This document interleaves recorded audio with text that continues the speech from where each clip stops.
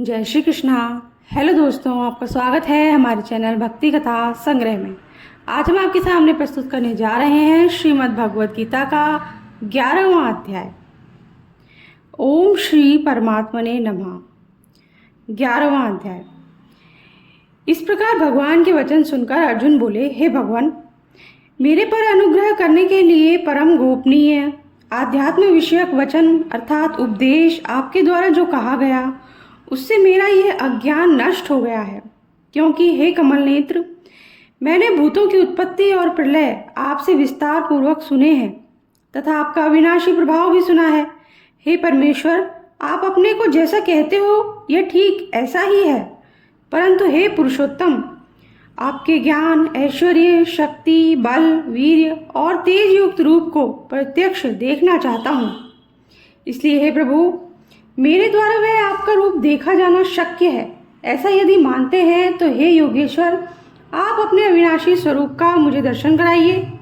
इस प्रकार अर्जुन के प्रार्थना करने पर श्री कृष्ण भगवान बोले, हे पार्थ, मेरे सैकड़ों तथा हजारों नाना प्रकार के और नाना वर्ण तथा आकृति वाले अलौकिक रूपों को देख। हे भरतवंशी अर्जुन, मेरे में आदित्यों के अर्थात अदिति के 12 पुत्रों को और 8 वसुओं को, 11 रुद्रों को तथा दोनों अश्विनी कुमारों को और 49 मरुदगणों को देख तथा और भी बहुत से पहले न देखे हुए आश्चर्यमय रूपों को देख। हे गुणाकेश, अब इस मेरे शरीर में एक जगह स्थित हुए चराचर सहित संपूर्ण जगत को देख तथा और भी जो कुछ देखना चाहता है सो देख, परंतु मेरे को इन अपने प्राकृत नेत्रों द्वारा देखने को निसंदेह समर्थ नहीं है। इसी से मैं तेरे लिए दिव्य अर्थात अलौकिक चक्षु देता हूँ। इससे तू मेरे प्रभाव को और योग शक्ति को देख। संजय बोले, हे राजन, महायोगेश्वर और सब पापों के नाश करने वाले भगवान ने इस प्रकार कहकर उसके उपरांत अर्जुन के लिए परम ऐश्वर्य युक्त दिव्य स्वरूप दिखाया। उस अनेक मुख और नेत्रों से युक्त तथा अनेक अद्भुत दर्शनों वाले एवं बहुत से दिव्य भूषणों से युक्त और बहुत से दिव्य शास्त्रों को हाथों में उठाए हुए तथा दिव्य माला और वस्त्रों को धारण किए हुए और दिव्य गंध का अनुलेपन किए हुए एवं सब प्रकार के आश्चर्यों से युक्त सीमा रहित विराट स्वरूप परम देव परमेश्वर को अर्जुन ने देखा। हे राजन, आकाश में 1000 सूर्यों के एक साथ उदय होने से उत्पन्न हुआ जो प्रकाश होवे, वह भी उस विश्व रूप परमात्मा के प्रकाश के सदृश कदाचित ही होवे। ऐसे आश्चर्यमय रूप को देखते हुए पांडुपुत्र अर्जुन ने उस काल में अनेक प्रकार से विभक्त हुए अर्थात पृथक पृथक हुए संपूर्ण जगत को उस देवों के देव श्री कृष्ण भगवान के शरीर में एक जगह स्थित देखा। उसके अनंतर वह आश्चर्य से युक्त हुआ हर्षित रोमों वाला अर्जुन विश्व रूप परमात्मा को श्रद्धा भक्ति सहित सिर से प्रणाम करके हाथ जोड़े हुए बोला, हे देव, आपके शरीर में संपूर्ण देवों को तथा अनेक भूतों के समुदायों को और कमल के आसन पर बैठे हुए ब्रह्मा को तथा महादेव को और संपूर्ण ऋषियों को तथा दिव्य सर्पों को देखता हूँ। हे संपूर्ण विश्व के स्वामिन, आपको अनेक हाथ, पेट, मुख और नेत्रों से युक्त तथा सब ओर से अनंत रूपों वाला देखता हूँ। हे विश्वरूप, आपके न अंत को देखता हूँ और न मध्य को तथा न आदि को ही देखता हूँ। हे विष्णु, आपको मैं मुकुट युक्त, गदा युक्त, चक्र युक्त तथा सब ओर से प्रकाशमान तेज का पुंज, प्रज्वलित अग्नि और सूर्य के सदृश ज्योति युक्त देखने में अति गहन और अप्रमेय स्वरूप सब ओर से देखता हूँ। इसलिए हे भगवान, आप ही जानने योग्य परम अक्षर हैं अर्थात परम परमात्मा हैं और आप ही इस जगत के परम आश्रय हैं तथा आप ही अनादि धर्म के रक्षक हैं। इस जगत के परम आश्रय हैं तथा आप ही अनादि धर्म के रक्षक हैं और आप ही अविनाशी सनातन पुरुष हैं, ऐसा मेरा मत है। हे परमेश्वर, मैं आपको यदि अंत और मध्य से रहित तथा अनंत सामर्थ्य से युक्त और अनंत हाथों वाला तथा चंद्र सूर्य रूप नेत्रों वाला और प्रज्वलित अग्नि रूप मुख वाला तथा अपने तेज से इस जगत को तपायमान करता हुआ देखता हूँ। हे महात्मन, इस स्वर्ग और पृथ्वी के बीच का संपूर्ण आकाश तथा सब दिशाएं एक आप से ही परिपूर्ण है तथा आपके इस अलौकिक और भयंकर रूप को देखकर तीनों लोग अति व्यथा को प्राप्त हो रहे हैं। हे गोविंद, वे सब देवताओं के समूह आप में ही प्रवेश करते हैं और कई एक भयभीत होकर हाथ जोड़े हुए आपके नाम और गुणों का उच्चारण करते हैं तथा महर्षि और सिद्धों को कि समुदाय कल्याण होवे ऐसा कहकर उत्तम उत्तम स्रोतों द्वारा आपकी स्तुति करते हैं। हे परमेश्वर, जो एकादश रुद्र और द्वादश आदित्य तथा 8 वसु और साध्यगण, विश्वदेव तथा अश्विनी कुमार और मरुदगण और पितरों का समुदाय तथा गंधर्व, यक्ष, राक्षस और सिद्ध गणों के समुदाय हैं, वे सब ही विस्मित हुए आपको देखते हैं। हे महाबाहो, आपके बहुत मुख और नेत्रों वाले तथा बहुत हाथ, जंघा, पैरों वाले, बहुत उदरों वाले तथा बहुत सी विकराल दाढ़ों वाले महान रूप को देखकर सब लोग व्याकुल हो रहे हैं तथा मैं भी व्याकुल हो रहा हूँ, क्योंकि हे विष्णु, आकाश के साथ स्पर्श किए हुए दैदीप्यमान अनेक रूपों से युक्त तथा फैलाए हुए मुख और प्रकाशमान विशाल नेत्रों से युक्त आपको देखकर भयभीत अंतःकरण वाला मैं धीरज और शांति को नहीं प्राप्त होता हूँ। हे भगवान, आपके विकराल दाढ़ों वाले और प्रलय काल की अग्नि के समान प्रज्वलित मुखों को देखकर दिशाओं को नहीं जानता हूँ और सुख को भी नहीं प्राप्त होता हूँ। इसलिए हे देवेश, हे जगन्निवास, आप प्रसन्न हुए।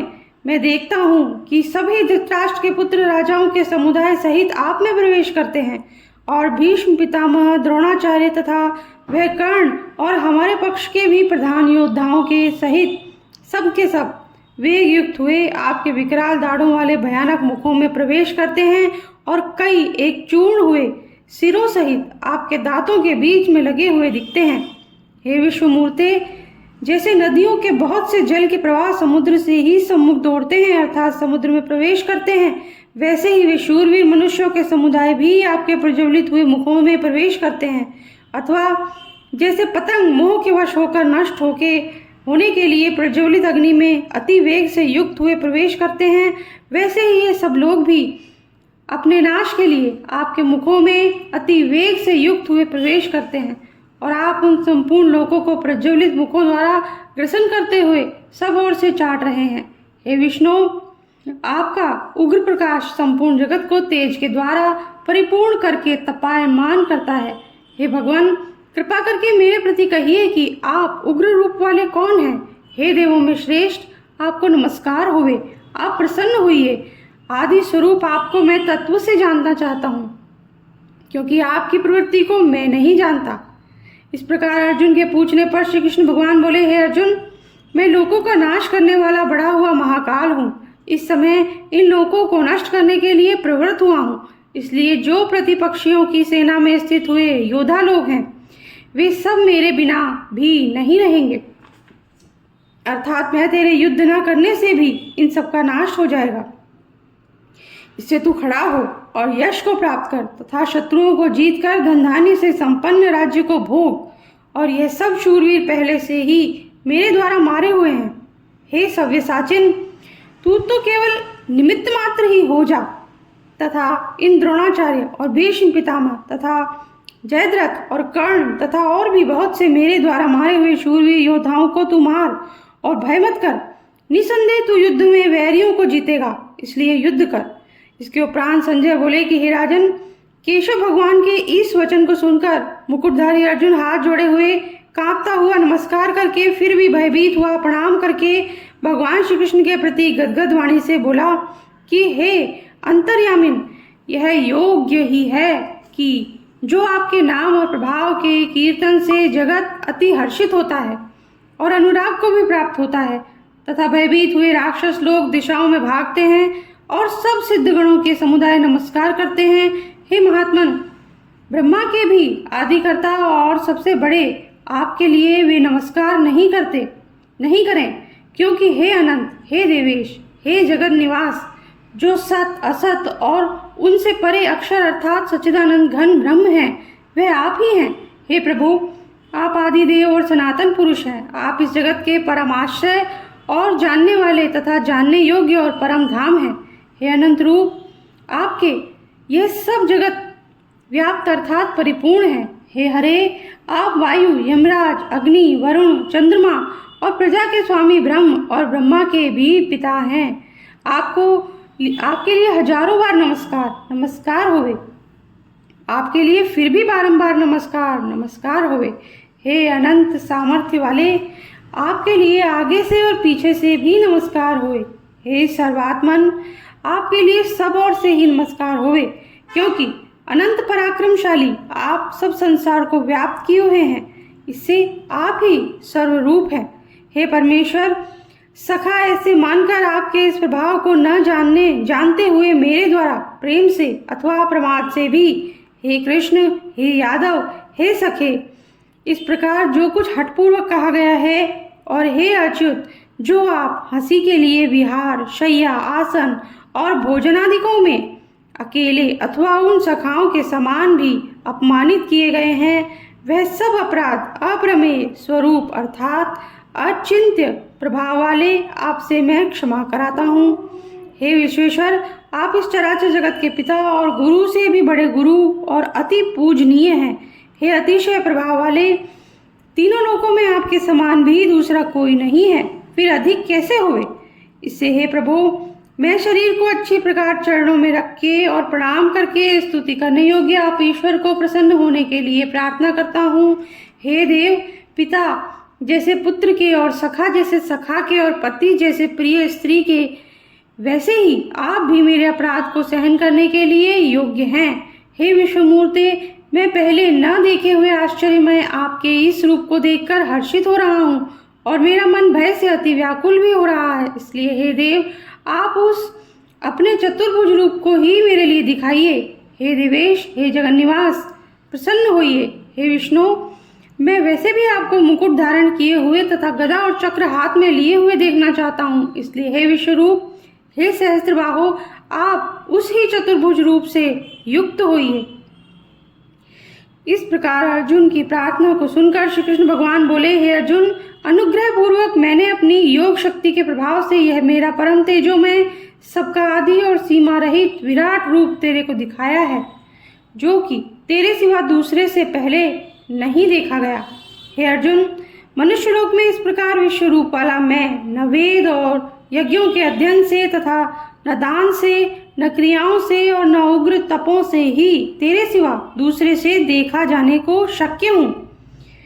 इस प्रकार के मेरे इस विकराल रूप को देखकर तेरे को व्याकुलता न होवे और मूढ़ भाव भी ना होवे और भय रहित प्रीति युक्त मन वाला तू उस ही मेरे शंख चक्र गदा पद्म सहित चतुर्भुज रूप को फिर देख। उसके उपरांत संजय बोले कि हे राजन, वासुदेव भगवान ने अर्जुन के प्रति इस प्रकार कहकर फिर वैसे ही अपने चतुर्भुज रूप को दिखाया और फिर महात्मा कृष्ण ने सौम्य मूर्ति होकर इस भयभीत हुए अर्जुन को धीरज दिया।